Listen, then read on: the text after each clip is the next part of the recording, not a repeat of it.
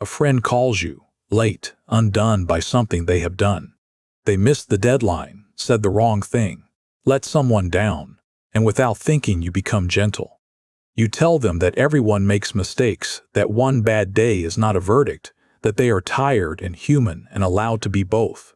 The words come easily because you mean them. Now imagine it was you who missed the deadline instead. Notice the voice that arrives then. How fast it comes, how cold it is, how certain. Why is it that you can offer a stranger a mercy you would never extend to yourself? It is one of the quieter cruelties of being a person. You carry, at all times, two completely different standards of judgment. For other people, you keep a wide and forgiving frame. You see their circumstances, their exhaustion, the long chain of reasons that led them to the moment they regret. But when you turn that sane gaze inward, the frame narrows to a single point of failure. The context falls away. There is only the mistake, and the one who made it, and the sentence.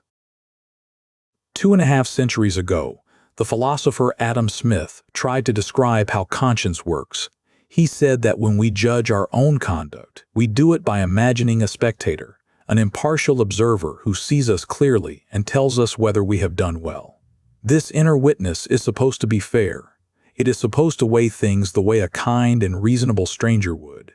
But for many of us, something has gone wrong with the spectator we carry. The one installed in your chest is not impartial at all. It is a prosecutor. It has already decided. It remembers every count against you and none of the reasons, and it never, ever recuses itself. And you let it stay because somewhere you came to believe that the harshness is what keeps you good, that if you ever spoke to yourself gently, you would go slack, you would stop trying. The cruelty feels like a kind of standard, a proof that you take your own life seriously, so you guard it. You mistake it for conscience. You imagine that the day you forgive yourself is the day you fall apart. The psychologist Kristin Neff has spent her career studying that exact fear, and what she has found turns it over. People who treat themselves with compassion, who meet their own failures the way they would meet a friend's failure, are not lazier or less ambitious. They recover faster. They take more responsibility, not less, because they are not too busy defending themselves from their own attack to look honestly at what happened. Self-criticism does not make you better. Self-criticism does not make you better. It mostly makes you afraid, and a frightened person hides from the truth about themselves.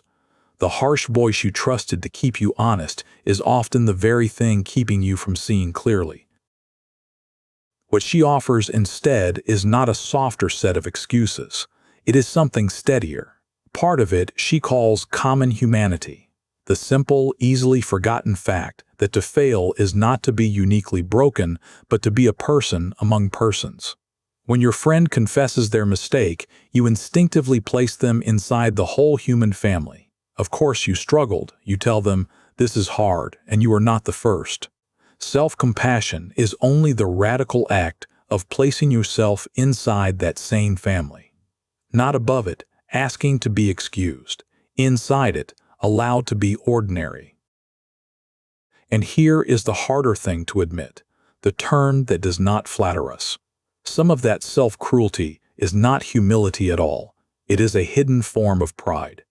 When you hold yourself to a standard you would never impose on anyone else, you are quietly insisting that you should have been the exception, that you, unlike the rest of them, ought to have been above error. Ordinary forgiveness is for ordinary people, and some part of you refuses to be ordinary.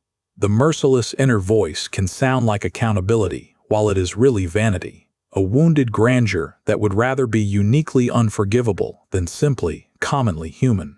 To accept compassion, you first have to accept that you did not deserve to be the one who never fell. There is an older idea underneath all of this. Aristotle thought that the friendship you are able to give others is shaped by the friendship you have with yourself, that the way you hold your own soul becomes the template for how you hold everyone else's.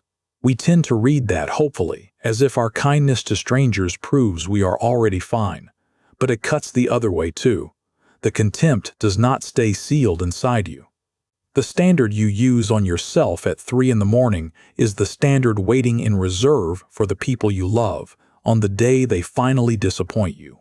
A person who cannot forgive themselves has only borrowed their patience with everyone else, and alone can be called in. So what do you do with this? The next time you fail at something small and the cold voice arrives on schedule, the shift is not to argue with it. You will lose. The shift is quieter than that.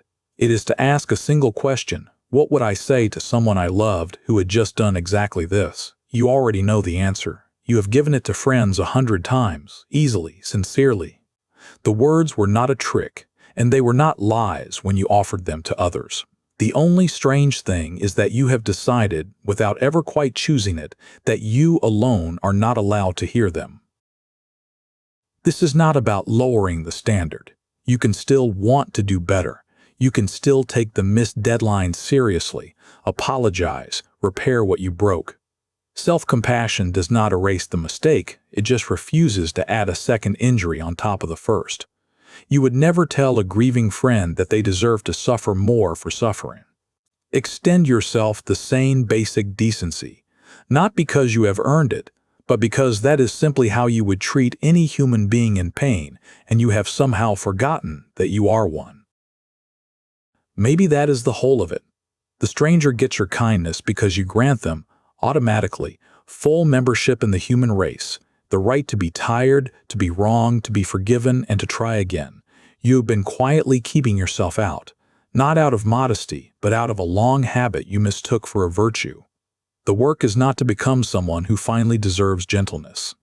It is to notice that you were always already a member, and to let yourself, at last, back in. So tonight, when the prosecutor stands up to speak, try doing the one thing you have never done. Listen to yourself the way you would listen to someone you love. Offer yourself the mercy you have always found so easy to give away. If this gave you something to sit with, that is what this channel is for. Small shifts in how you see your own life. I will see you in the next one.